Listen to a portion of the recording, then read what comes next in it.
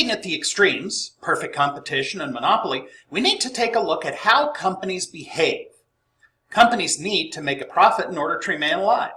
If their outlay is greater than their income, they go broke. But sometimes there are companies that are running well but financially troubled. They produce a good product but can't continue to produce and stay in the black as well. This is where other companies come into the act. When companies join forces with other companies, either by voluntarily joining or by being taken over, it's called a merger. The assets and liabilities of both companies are combined, hoping that the ailing company gets a boost and the original company has added value. There are three types of mergers. Horizontal merger is where two companies at the same level combine to increase their market coverage and make themselves larger in the process.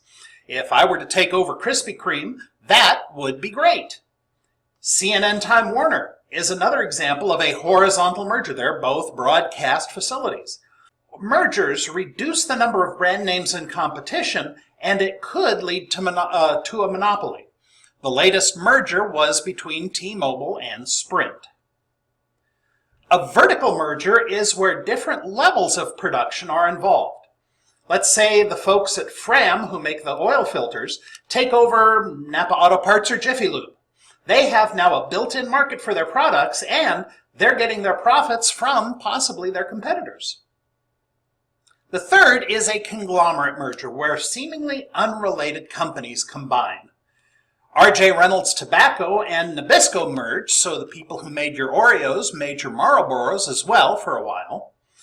You saw the same thing when the Disney company took over the California Angels and bought ABC Broadcast, the Star Wars and Marvel franchises as well. The consequences of mergers is that they might lead to a monopoly in the marketplace. Think if Bank of America were to go through the Rogue Valley and take over all of the banks here, Umpqua, Evergreen, Banner, they would say that they're maximizing their market coverage. But too much exposure in a market or in the market can strangle competition and lead to a monopoly. So how do we block monopolies? What do we do to maintain competition in the workplace, keep monopolies from restraining trade? Well, there are several methods in place to limit the ability of a monopoly arising. The first one is prohibition. The Sherman Antitrust Act, the subsequent laws and actions are one way of dealing monopolies. By forbidding them from existing, they will not exist. Right? Right. Another one is price regulation. You allow a monopoly to exist, but make the monopoly be a price taker like in perfect competition. The price is what the government sets. This is what happens with utility companies, railroads, cable companies, stuff like that. You could have government ownership of monopolies, government ownership and control. The Post Office and Amtrak are technically private companies that are fully funded by the American government. Here in Medford, we have privatization. The government has allowed Charter, or Spectrum, whichever you want to call it, to be the sole provider of cable TV service, not talking about Dish or DirecTV because those are satellite services. Charter is the only company you can get. You cannot get Time Warner Cable, you cannot get Uverse or anything like that. If you have trash in the Medford area, you have Rogue Disposal. You don't have Ashland Recycling. You don't have Rogue Valley Sanitation. Those are private companies that have been granted a license by the government to perform these services. If you park illegally downtown Medford, they are not city workers ticketing your cars. It's a private company contracted through the city. Another way to block a monopoly is to leave it alone. Through the marketplace, the market does not allow a monopoly since there are motivations from other areas to come up with substitute products. Now, the monopolist might be the only producer of a specific item, but other items that can replace it will soon spring up. Let me ask you a question. What do all of these products have in common? All of these products were once brand names. Let's take Velcro. The folks who made Velcro had a monopoly on that type of fastener.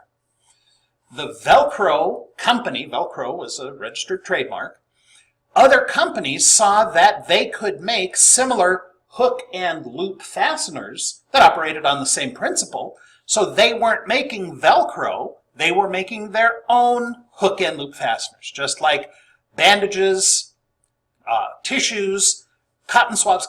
Q-tip is a registered trademark. Bubble wrap, dumpster and porta potty. Bubble wrap is actually by the Packaged Air Company. There are closed monopolies. These are ones that are protected by law. The Postal Service tried unsuccessfully to enforce its monopoly power over the delivery of first-class mail.